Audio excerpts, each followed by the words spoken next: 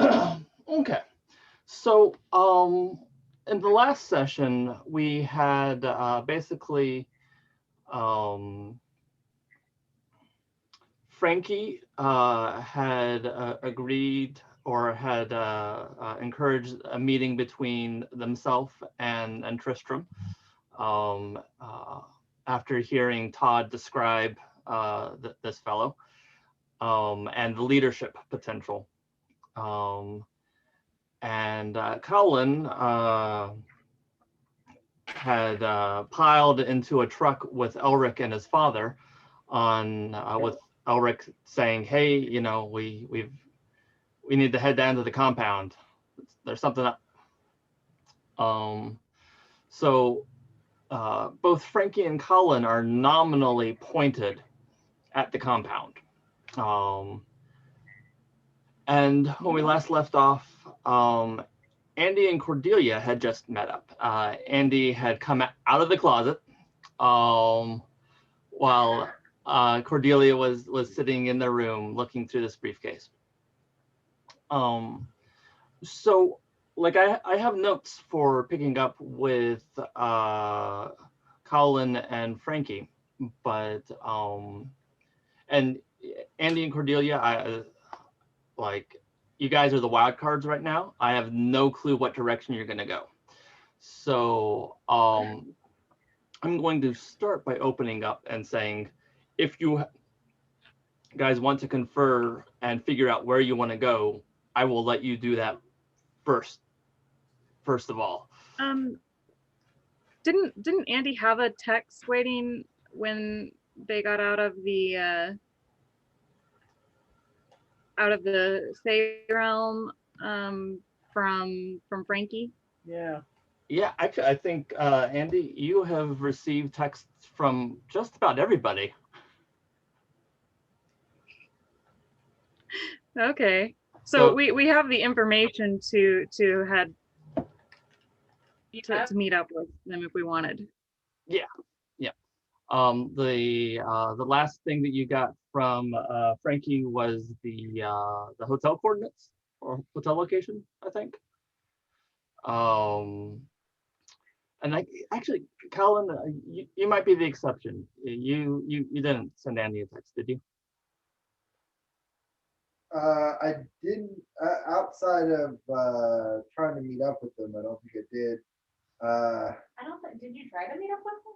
I thought when I went back to my place that like I sent a text out letting people know where I was and saying asking if you guys are safe. But I could have been I could be misremembered.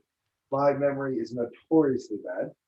Sure. I know that Olivia texted you and you were like, fuck this, and or you didn't recognize the number or something like that, and so you just didn't respond. No, he recognized it. He just was like, "Fuck this! I got other things to tell him." But I will say that the funny part about this to me is that they've been feeding him a lot of alcohol, and now he's supposed to like go do stuff. So like just a ridiculous amount of alcohol. So I don't know if wolf constitution is a thing, but if not, then he's taking a nap on his way to the compound. Well, and take that a step further, Colin.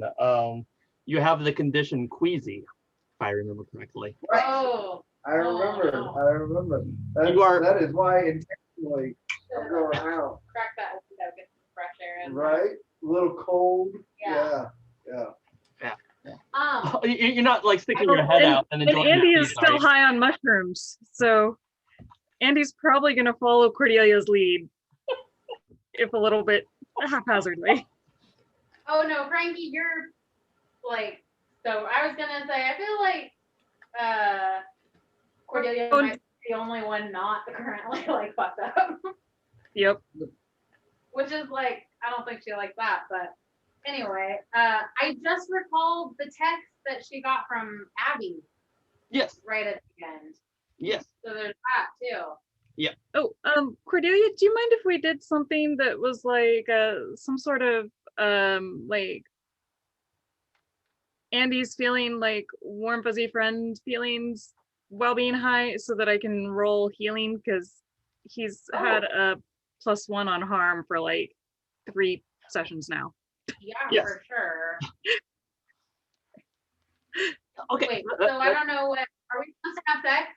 Is that how I help you heal? I don't understand. It just has to be like somehow emotionally significant. Oh, okay. So I'm I like, think we I'll could do probably it. do a That's friend fine. thing. Like, if that's what you're asking me, Cordelia, we'll do it. But You are in Andy's bedroom. right. The dad walks in and we decide to cover by faking a makeout. It works for healing. That's funny. So the rule is once per session you can heal 1 harm. If someone is helping you delicately and intimately, heal an additional 1 harm. This should take up a dedicated scene. So in theory you could just outright heal the harm, but I like the idea of warm fuzzy friendship is magic time. So Aw. and like Cordelia did turn down seducing your father, Andy. So there's Not a conflict there. yeah. So let's see what that looks like.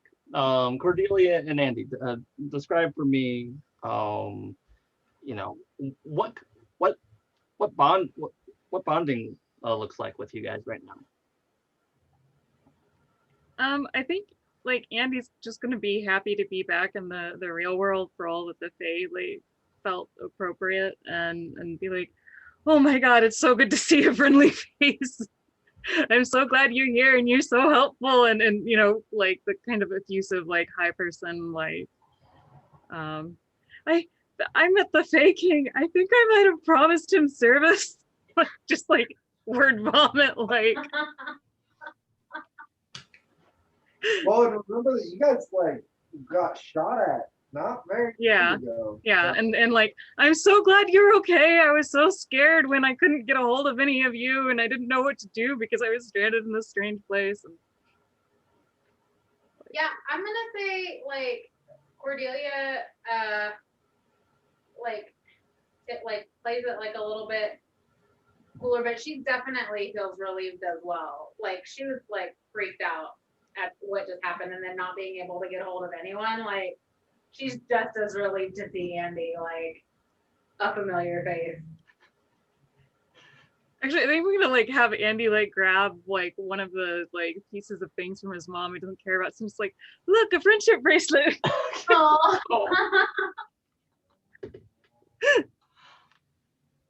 Oh, excellent.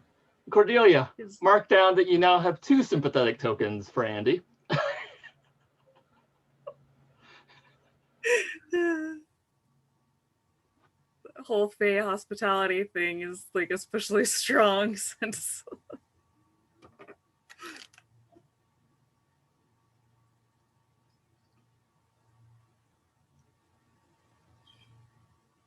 Okay.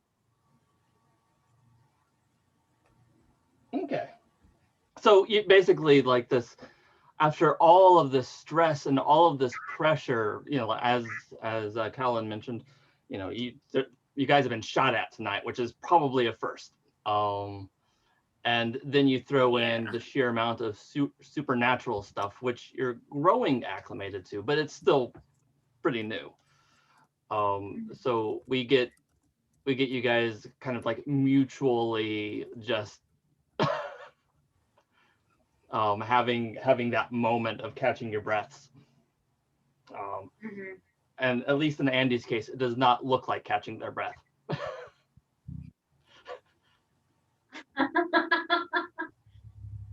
yes.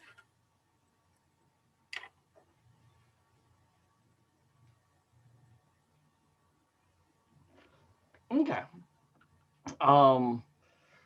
So yeah, with as that's going on, I can go ahead and jump to one of the other characters, or and go ahead and mark the wound as healed, Andy.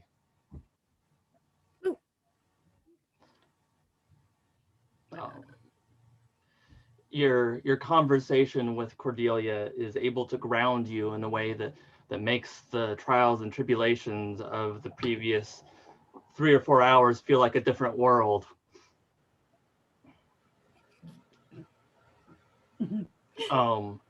Like the and go ahead. I mean, which Oh no, it was, but sort Yeah. of. This does not necessarily mean that the burns are like gone. It just means that mechanically, um, they're They're not not. impacting my. Yeah, yeah. Though I will say that if you want to go so far as to have them be healed, I like just completely gone. I would be game for that. I What? kind of like the idea that they've got like a scar now, like that it's healed but not like without a blemish or whatever. Sure.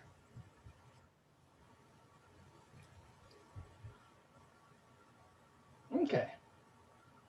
Do we want to roll like some sort of investigation with the briefcase that you opened, or figure out whether or not we're gonna go to your friend real quick? yeah, I was gonna say, so I kind of want to ask Andy first of all, like, do you know where any of the others are? Like, what's going on? Have you heard from either of them? And figure out what we're gonna do. Because I have this briefcase, but I don't know if now's the time to delve into that, or if we have more pressing matters. Right. Well, and in the last session, Cordelia, you had looked through it and realized this was mostly like tax papers and things like that. It was, yeah, So, right. I had this idea that I had a very long drawn out idea of like, if I could find someone's name on one of the papers and then gaze into the abyss and like Facebook stalk them until I found out like where they, like what bar they go to for happy hour. I like it. Like really go into it. But it sounds like some people may need our help, and maybe Maybe that's up like the with, intro to next season. yeah, like I just That's thought his private like eye. hooking up with an accountant is like, if now's the right time for that. well, it's like after 1 a.m. at this point. So, Yeah. Yeah, that's true. But doing the work now might, like, you have access to it. You can do stuff off, like True. start the roll on screen. Sure. The investigative stuff happens off screen, and then we can pick it up later if you want. I mean, yeah, Yeah. I know. So like, so I know that the documents don't have anything really that's that important on them, but like, I don't know, could I like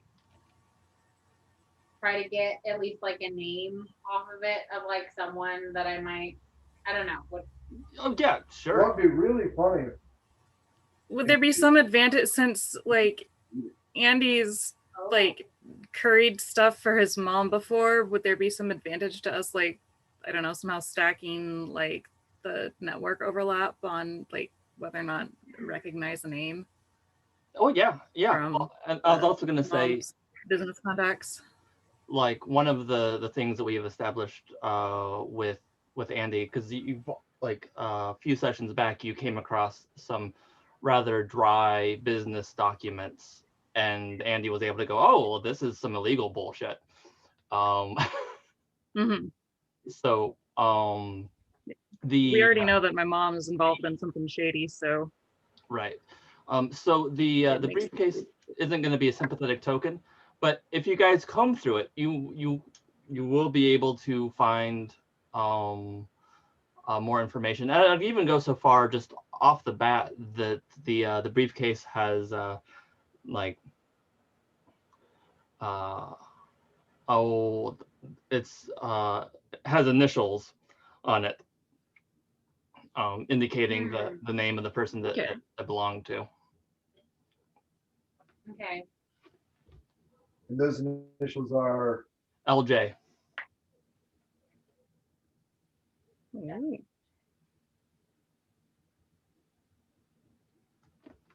I don't think so. I'm trying. I'm like combing through the names that we've heard. I don't. Larry Jenkins? No. Ted Larry. God damn. Do one of us need to roll insight or something, investigation? You can gaze into the abyss. Either of you can. Which one of you wants to take this Maybe off? let Cordelia do it since Andy's still high. Oh, come on, gaze into the abyss while high using one of your low stats. It'll be great. I fully support this. What do you gaze into the abyss with? Dark. Dark. Oh, I'm dark too. So I'll do it. Yeah. Okay, so the first step for gazing into the abyss is naming what you're looking for. So what is it that you're looking for here?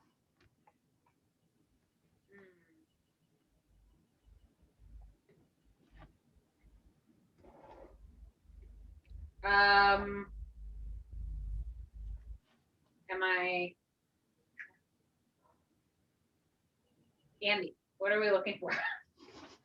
Oh, maybe you could use the like since Andy's super high, but like thinking of like a way to make it kind of a team thing. Like, do you gaze into the abyss on Andy and be like, does this mean anything from the business connections, and kind of rifle around the subconscious to pull out the right information?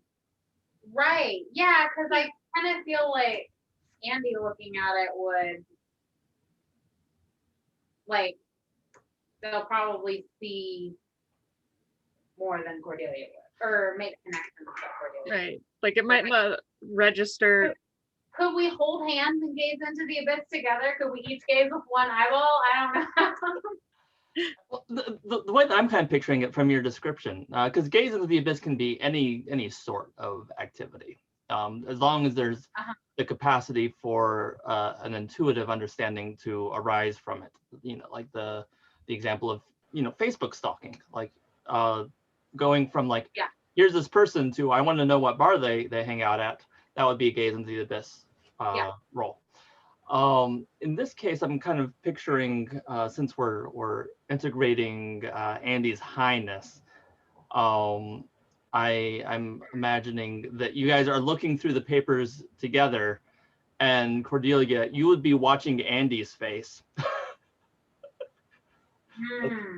Andy is not altogether there, but you'll be able to like identify which parts are important based on Andy's response. Yeah. Okay. So I guess then the answer to that of what we're looking for would be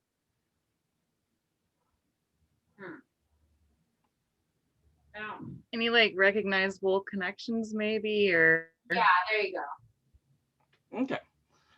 All right.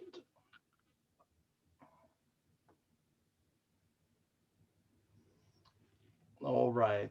That's going to be a 7 on the die for Cordelia, +2, so you've got a 9. Yeah.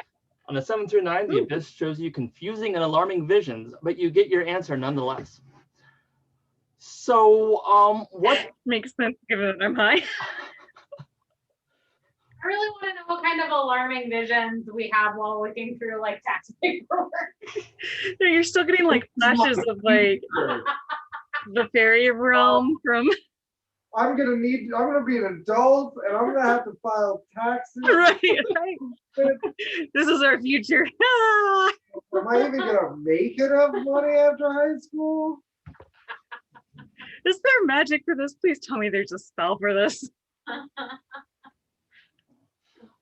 So Andy, given that we've kind of emphasized the fact that you're you're a little high, you're a little out of it.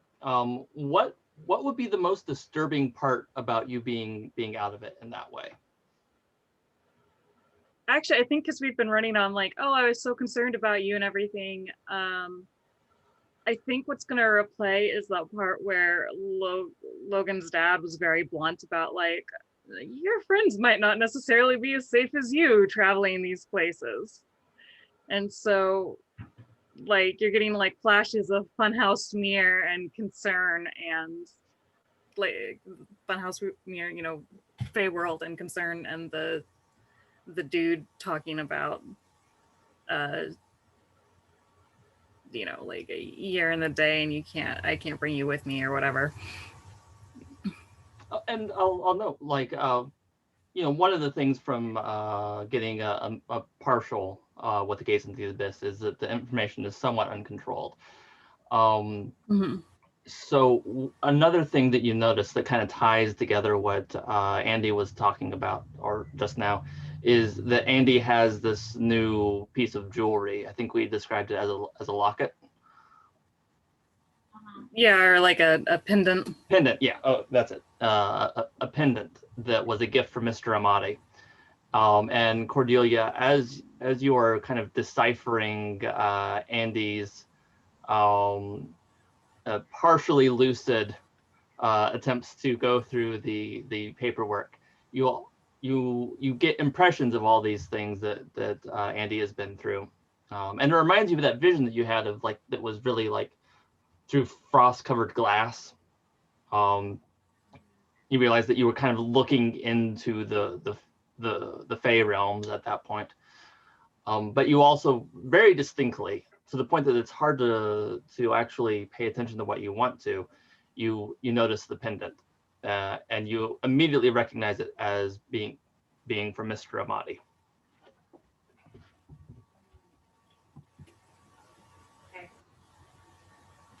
Okay. So I think that we'll jump there with you guys looking through. That's a pretty good image to leave on. And also gives me time to kind of contemplate, you know, exactly what you find. It's going to be a name that overlaps with the documents that Andy's mom was working on. Okay.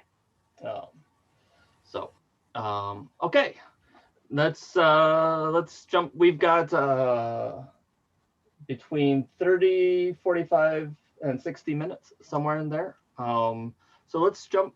We have either Colin or Frankie. Do either of you have a preference for where we pick up? No preference. Okay.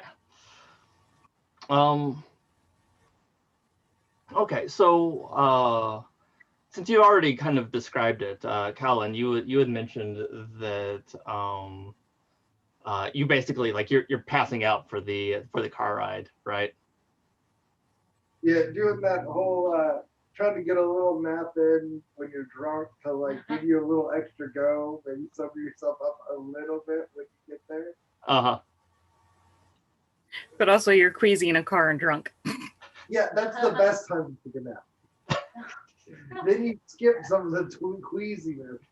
And you know, you have to have something cool on your skin. But you know, you get the air conditioner going, you roll down the window, you know. There. Tongue sticking out. I do imagine like when it gets to the gates for where we're going, you'll like wake up and be like, fuck. Oh shit. Like he's in the back seat and they're in the front seats because you know, wolves are a little territorial. He's the youngest. And just him being like, oh shit, and like him FaceTiming in the back seat to check on people. Started with Cordelia. And I don't know if you would answer, but get like a random FaceTime. Andy notices and picks up the phone. Hi. Hey, I call? I didn't call you. Hey, you guys all right? Did you get home all right? Yeah, mushrooms are great. Cool. You're also having a weird day. Is Cordelia there too with you? Yeah, she's being really smart. Cool. Well, I'm not. I'm going to the Trent compound place. So, you know, that's his name, right? Tristan. Tristram. And he couldn't make it an easy one. I really just want you to be drunk and say the Trent comment. No, that was unintentional, but I'm keeping it. That's perfectly indicative. Yeah. So I'm gonna. The night's gone a little crazy. I'm not like, under duress or anything, but this shit could go weird. Glad to hear you all safe. If you don't hear from me, that's where I'm at. Yeah. Anyways, that's all I got. Have a good night. Cordelia, do we need to launch a witchy rescue? A whiskey rescue. I think so. He's a little drunk. I think he had the good whiskey. I did. Well, it wasn't that great, but yeah, I had a lot of it. Anyways, I gotta go. They're frowning at me. I'll see you later. Oh, hey, someone check on Frankie. Yeah, she said something about being in a hotel, but I didn't hear anything after that. Better than it could be, I guess. All right, I'll see y'all later. And I will hang up. And I assume one of the two other werewolves just staring at me. This motherfucker is just broadcast where he's going to. Like drop a pen. Yeah. Though, somewhat to your surprise, like right now, your father has more mixed feelings about you than usual. And both he and Elric are more so than you'd expect focused. Like they've been talking during the car ride, and you don't know what it was about, but like. So part of that, like them looking back, is, I mean, yes, you're divulging information, and they kind of feel like they should stop, but also they're stopping their conversation while you're on FaceTime, and they're waiting for you to be off to continue. That and these fucking kids and their stupid FaceTime phones. We're on a stealthy mission, clandestine in nature. This kid's fucking yapping. Yeah. I imagine as like long-lived beings, that shit's got to be really annoying. Mm-hmm. Yeah. Well, and like Elric is evidently, like has he's long in the tooth, right? Right. So and when letters were the fastest communication tool, I'm sure fucking FaceTime is just really annoying. Yeah, he was super excited about the telegram, of course, but everything after that, it's just excessive. Right. Yeah, if he was aiming to be a cosmopolitan kind of fellow, he wouldn't be spending this enduringly long life in Locksvale. Okay. So we get a scene of Cowlin kind of like doing this drunken FaceTime after like waking up and contacting Andy and Cordelia. And from the description, it kind of sounds like the last thing we see of that is Elric and your father kind of waiting, like not staring you down, but just staring in your direction until you're off the phone. And then presumably you pass back out and they resume their conversation. I just figured we were like there. You know what I mean? Or, like, okay. Close. Sure. So. Okay, so that's you guys pulling in. Yeah. The car has come to a stop, and that kind of jolted you into something resembling consciousness. Yep. Okay. Let's go ahead then and jump to Frankie. So what was that? Oh, that was my dog saying that he wants to come inside. Ah, okay. As Oh. you go. All right. So Todd has like the conflict of interest has been lifted off of Todd's shoulders, and finally he has like his surprising and newfound interest in being protective of you, as well as his existent loyalty to Tristram and the uh, the werewolf pack. Finally, those two things are in sync as opposed to being diametrically opposed. um, so by default, he like you two are he picked you up and then ran off out of the town with you over his shoulder. So you don't have a car. Right. Um, But he had the cell phone, yes, he and does his have a boss cell. had been trying to get a hold of him, and he'd been ignoring the calls. Yes. Yeah. Um, So, by default, my assumption is that he will, finally respond to one of those, and you guys will be able to get a ride to get to the compound. But if you have other preferences, let me know. uh, I was kind of waiting to see what's going to happen with his phone call if he calls them. I don't picture this going terribly easily for him. Uh, but I mean, alternately, I suppose it's like, well, you could call him and have to try to explain it over the phone, or I could try to get a hold of my friend, uh, whose name just I was about to say my name again.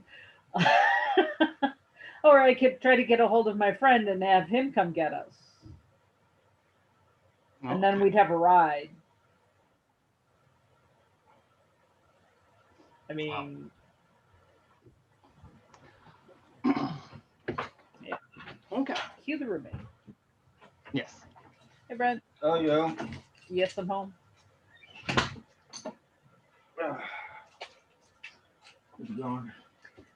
We're gaming. I want to say hi to everybody. Say Hi, everybody. That's Hi. Brent. Most of you know him. Yes. Yeah. Okay. Well, I mean, the way that I've been running Todd right now is that he's um kind of under your sway. So that question that you posed is like that's in your court. Do you So do you call Andy, or do you have him call one of the members of the pack for a ride?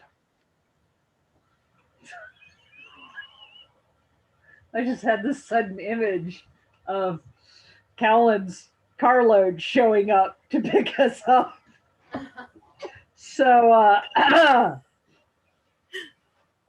um, uh, Call I'll ask. I'm gonna. So, do you have someone that you think would come get us, or should I call my friend?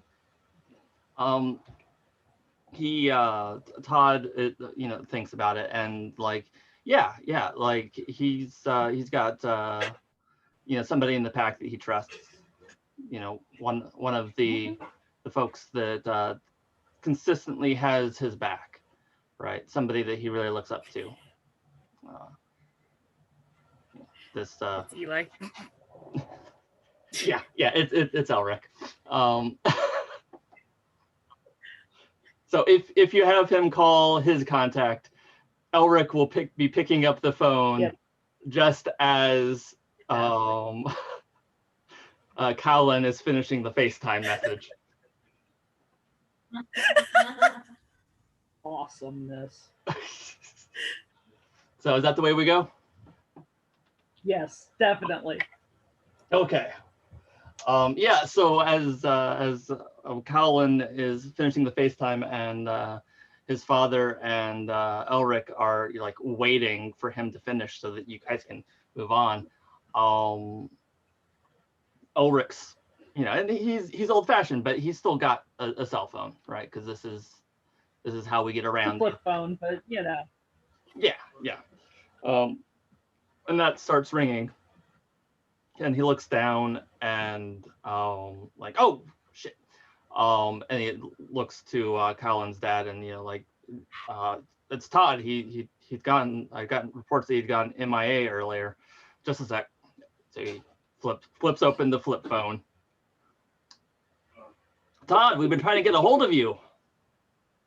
Where the hell are you? What the hell happened? And you can hear Elric over the phone as he's talking to Todd. Like it's not on speakerphone, but Todd is also not like the volume is way up, and he's not being subtle about this. that's fine. And in the background, you hear Colin's dad, who you wouldn't necessarily recognize his voice, but like saying something to the effect of, "Colin, put the phone away." Hi. I'm dying.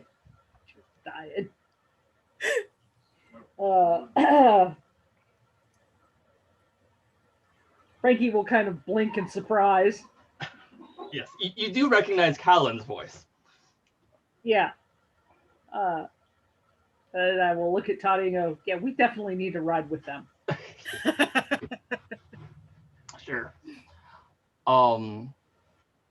So yeah, Todd is like, Todd's response to Elric is basically to say that I've met somebody really amazing, and I think that Tristram is going to want to meet them. Like, this is like, it completely took me by surprise, but I think it's really cool, man. Come on. Tristram is going to love this.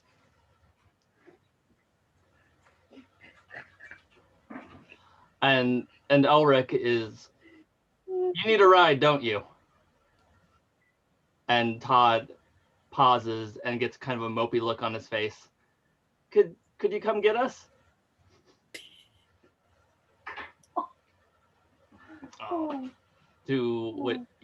Yeah, where are you? And Todd gives the motel, and Elric, okay, I'll be there in 10. Closes the flip phone. And like, Todd has a not browbeaten look on his face, but he's like, there is a degree of guilt that Todd is experiencing right now, if only because he wasn't praised by Elric. Yeah. So, yeah. How do you respond to that? Do you have any particular response? I will look at him and say, good deal. And he looks up, and his, kind of like eyes widen a little bit, and like Back at him. like you get this you get the feeling that the weight of this dissonance that he's been experiencing, he is so enthused to be relieved of that there is a side of him coming out that you don't expect comes out very often, right? Right. And I'll take that a step further. We described earlier how his he had seen the feral look on your face. He had seen that Right. moment of transference. And in the way that you might expect from a werewolf, like he clocked that, but that also means there's a part of him that is associating you with being part of the pack. So, like, that is another reason why this surprisingly almost giddy side to him is becoming evident. Okay. Love it. So yeah, and which will jump us back to Callan. Uh,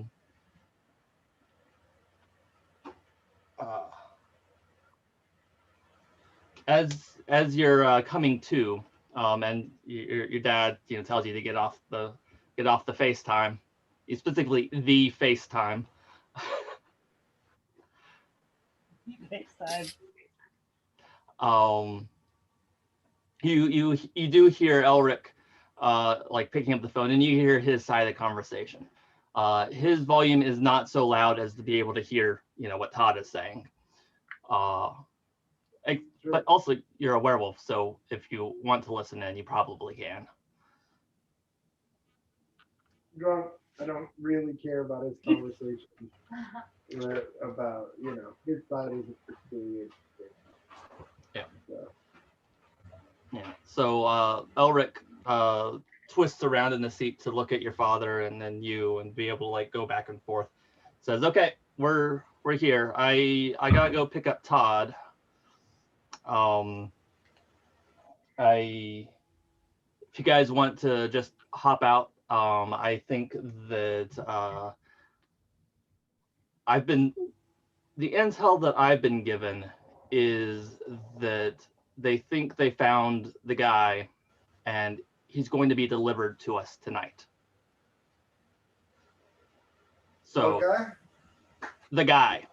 You wanted to find the guy that was responsible for your mom's death? We think we found the guy. Oh, you think that guy? All right. Well, all They think right. Let's do Frankie's this. the guy. Wait, but the guy. Why is there not a name attached? If you know, what guy?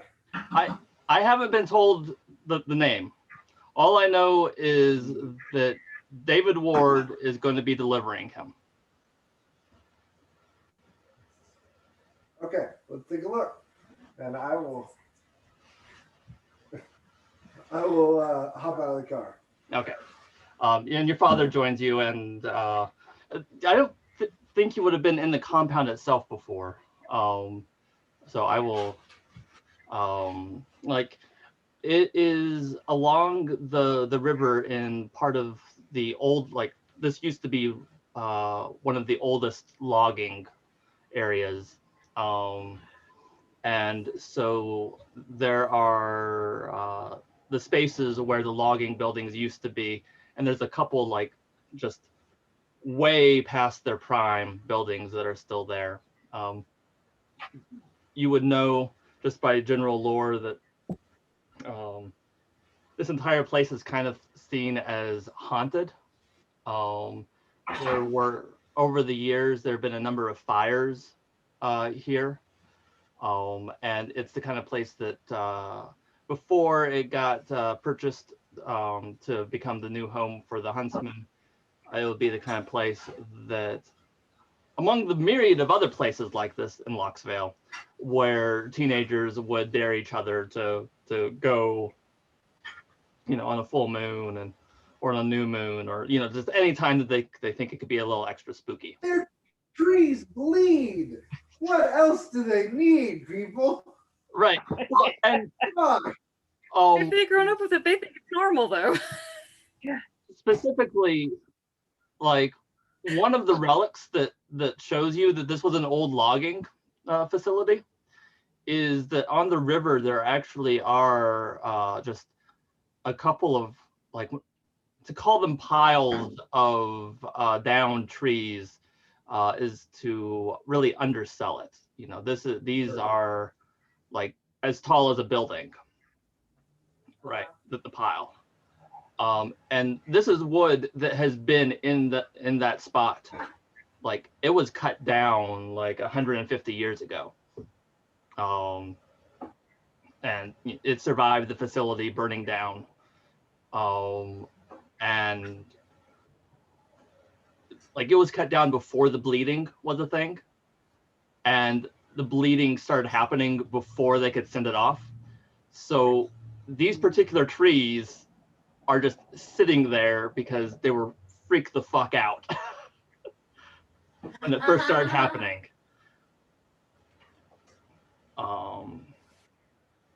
I mean, hell, let's go ahead and take it a step further and say that in local lore, these down trees are called the Bloody Grove. Okay.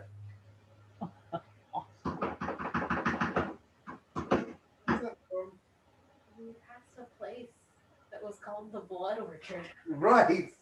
Fuck, just like a random store or something. Yeah, it was like a vintage store called the Blood Orchard. Like,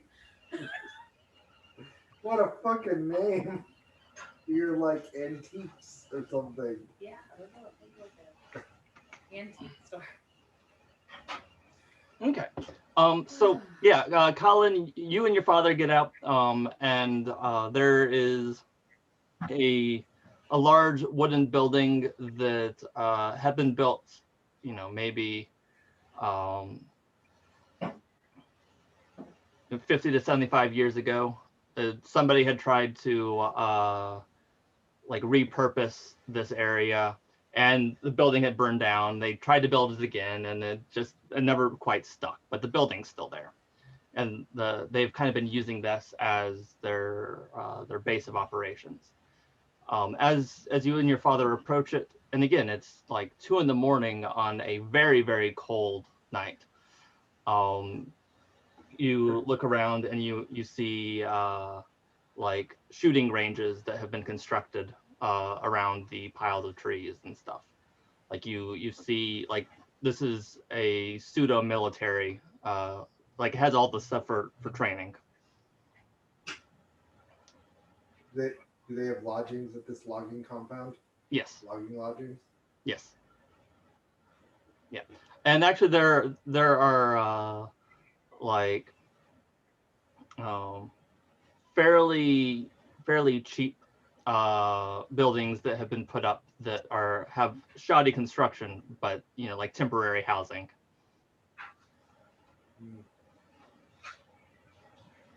So, the other thing that comes to mind, you're too drunk to notice this, but were you more there?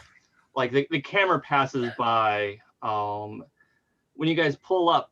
There's a lot of cars, right? There's an entire like field of like there's Sure. a parking de facto parking lot, and a lot of the license plates for the cars that are parked there are not local. Gotcha. So the Huntsmen have been involved in this area going back to its founding, but this is a much larger buildup of, they have brought in people from outside. Sure.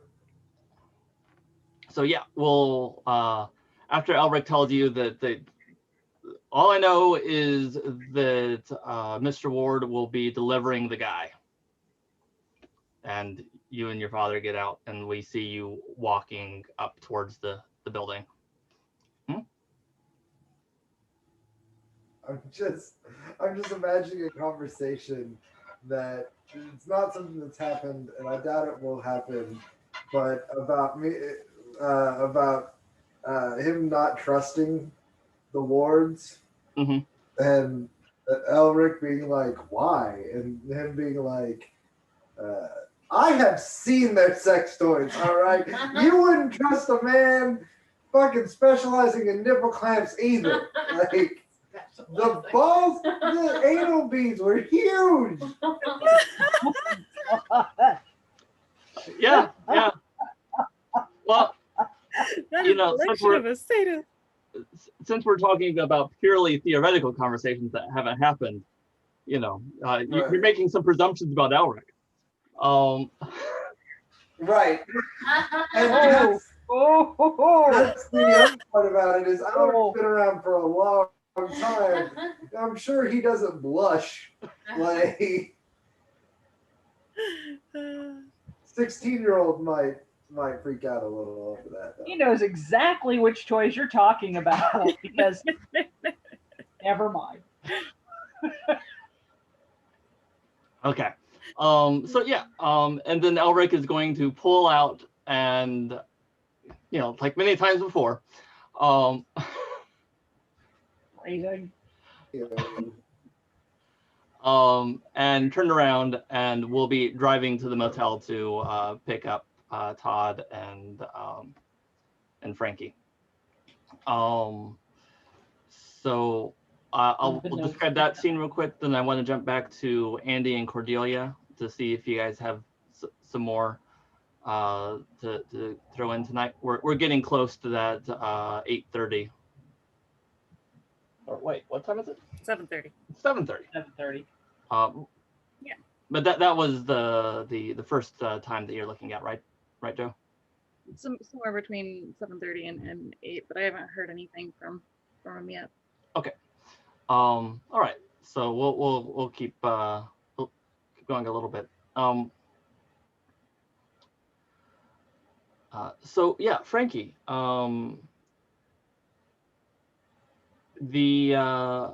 I'm picturing this next scene being Todd, or not Todd. The next scene would be the sound of I think it was a van that Elric was driving. Was it a van or a truck? You guys remember? I thought it was a truck, but I could be wrong. Okay, let's go ahead and stick with that. That was the first word that came to my mind. So you hear the sound of a large vehicle pulling up outside of the motel room door, and Todd stands up. He recognizes the engine. Is that all And right? what was that? I ask, is that all right? He nods. And like kind of glances at the wounds that you had, one last time to make sure that that they're okay, and like, yeah, that's gonna be Elric. Okay. And so then Let's not Todd keep goes, him waiting. what? I said, let's not keep him waiting, man. All right. Head toward the door. Sure. The next shot, we jump to the the truck, and given that Colin was in the back seat, I assume that it's one of the ones where the front of the truck has the full thing, and Elric. The extended king cab with the four Yeah. doors. Right. Yeah. So Elric I is. believe in modern trucks. What was that? Oh, I said he does believe in modern trucks. Yes. Well, I mean, he's part of a militia. There's a certain amount of functionality here. So as you guys are coming out of the motel room, he's leaning out the window and yelling at Todd to get his ass in gear. Frankie, how do you feel about this truck and this older, incredibly gruff fellow, like yelling at Todd to get his ass in gear? The truck looks like it'll definitely get us where we need to go, but I kind of frown at him when he is rude to my friend. Sure. Okay. So like, you want to go so far as to make that a shut them down roll, or? Oh, sure, why not? Okay. I haven't had a high roll in a while in this game. Let's See see. how that goes. So it's going to be a cold roll, which is a -1 for you. Darn it all.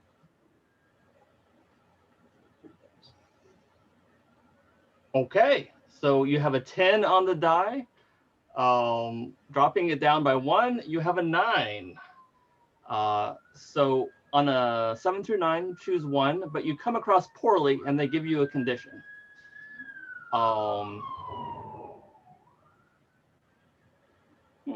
Sirens. So your choices are they lose a string on you, or if they have no strings on you, you gain 1 on them, you give them a condition, or you get a +1 going forward. I like the string I gain. Okay. All right. So I'm gonna go with that. mark that you have a string on Elric.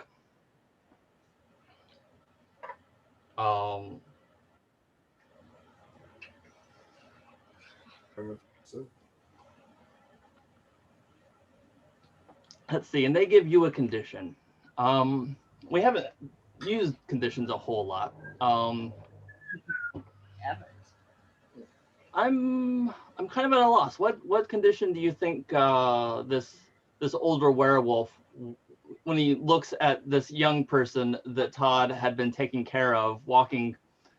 Yeah, who's bundled up in Todd's coat. On top of that, Sure.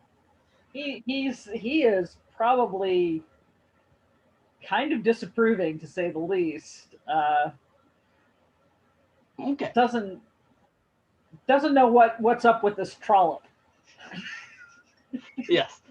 The first word that went through my head was jailbait, but that's a like I think He's a little older than that.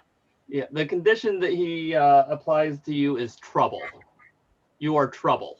Oh, Ah, cool.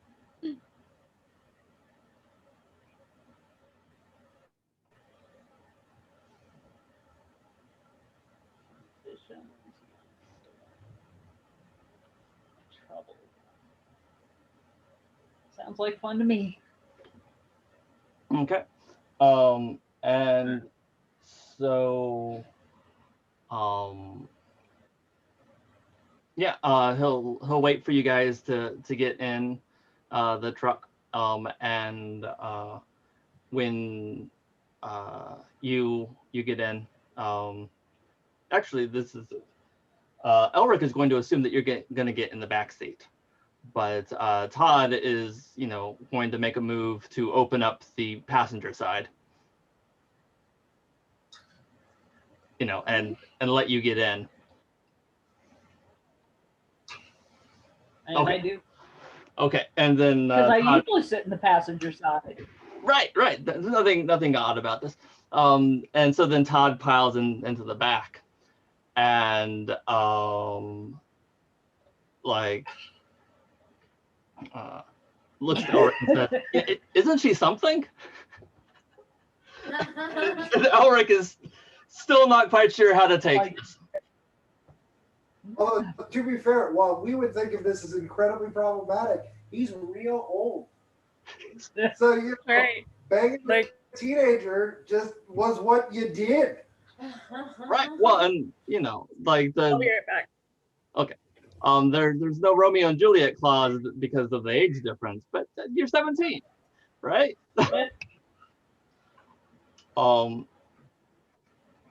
So yeah.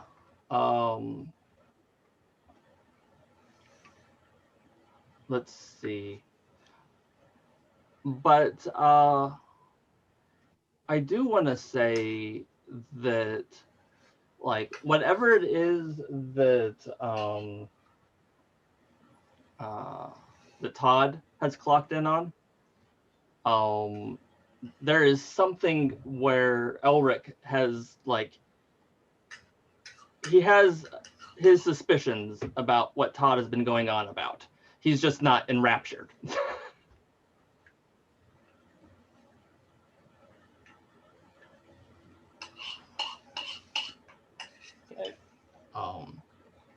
And so then he will by default he will drive you both to the compound.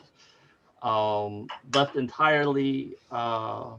Actually, over the during the ride, Ulrich will engage you in some questions.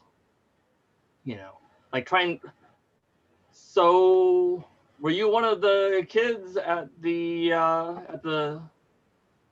construction site? Ah, Joe, you have. Yes. Is that Yeah, your? yes, that's here. Okay. All right. Yeah. In that And case, thus ended the evening. we will wrap up very quickly here. I think we'll do a last scene with Frankie here, and we'll call that the last one. If everybody's okay with it. Okay. Cool. Okay. So he, uh, Elric is completely minding personal bubble. He's maintaining a respectful, cautious distance. As but he's speaking with this almost fatherly sort of so it it has the feeling like he would be asking questions like, how do you meet Todd? but the actual questions that he asks are more along the lines of, so were you one of the kids at the construction site earlier tonight? Yes. And he's a little floored at the absolute forthrightness of this.